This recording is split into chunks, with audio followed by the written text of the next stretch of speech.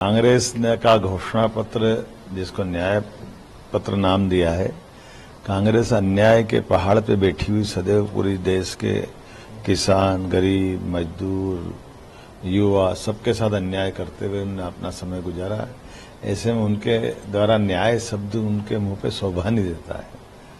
अन्याय महिलाओं के साथ हमारे यहाँ 29 सीट पर 29 में से केवल एक जगह कांग्रेस लड़ा रही, उसके उल्टा भाजपा 6 जगह लड़ा रही। हिस्सेदारी, परिवार से बाहर नहीं आने दे रहे हैं। सभी कांग्रेस के बड़े नेता से लेके अपोजिशन के, इंडिया गठबंधन के सब लोग अपने परिवार से बाहर किसी की हिस्सेदारी बर्दाश्त नहीं करते।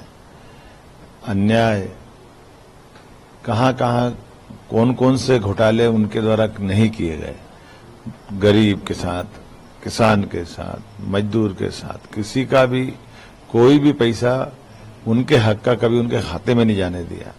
खुद कांग्रेस के प्रधानमंत्री राहुल गांधी के पिता कहते थे कि हम 1 रुपया पहुंचाते 15 पैसा पहुंचता।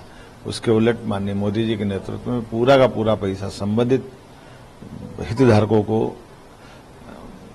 पहुंच रहा है। तो इसका मतलब ही है कि अपने आप स्पष्ट है कि ये केवल चुनाव की दृष्टि से कर्मकांड है कांग्रेस का। कांग्रेस एक हारी हुई लड़ाई लड़ रही है। मुझे इस बात का संतोष है कि पूरा प्रदेश मोदीमय है और माननीय मोदी जी के नेतृत्व में पूरे देश में एक अलग बाहर एक हवा चल रही है, एक नई ऋतु का, खासकर राजनीतिक ऋतु, ये भाजपा को 400 पार की तरफ ले जाने की तरफ बढ़ रही है। राहुल गांधी जी का कहना है कि ये चुनाव संविधान बचाने का चुनाव है।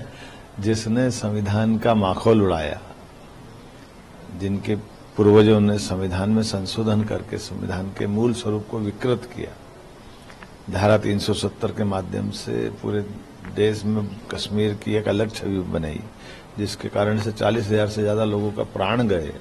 माननीय मोदी जी ने धारा 370 हटा करके संविधान का मान बढ़ाया, भारत को एकता अखंडता को मजबूत किए। इनको शोभा नहीं देता, ये कुछ भी कहे कौन सुनने वाला है इनकी। सप्तऋषियों की मूर्ति अब पत्थर की बनने जा रही है सर, इसको लेके कांग्रेस अध्यक्ष जीतू पटवारी ने ट्वीट भी किया है और जांच की मांग की है। देखिए, ये बात कांग्रेस के शासनकाल में महाकाल मंदिर में टेंडर हुआ था और वो FRB की प्रतिमा बनाई गई थी, जो काल के प्रवाह में दोबारा बनानी पड़ी, दोबारा लगाना पड़ी।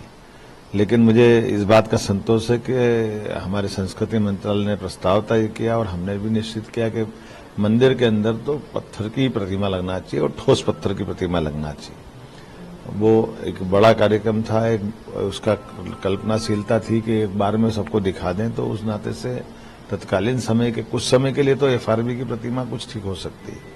इसलिए बाकायदा कार्यशाला लगा करके एक उपक्रम चालू किया जिसमें ठोस पत्थर की प्रतिमा बनेगी और एक दिन में नहीं बनेगी, ये 2, 3, 4 साल लगेंगे लगातार।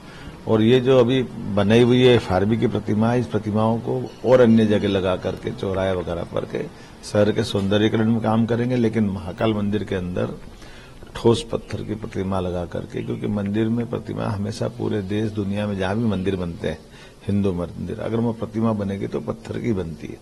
अब ये अलग बात है कि कांग्रेस को ये मालूम नहीं और उनने टेंडर में गलती करी तो ये वो जाने, लेकिन चूंकि हमारी सरकार है, हमारी सरकार सोच समझ के करती है, इस नाते से हमने निर्णय लिया।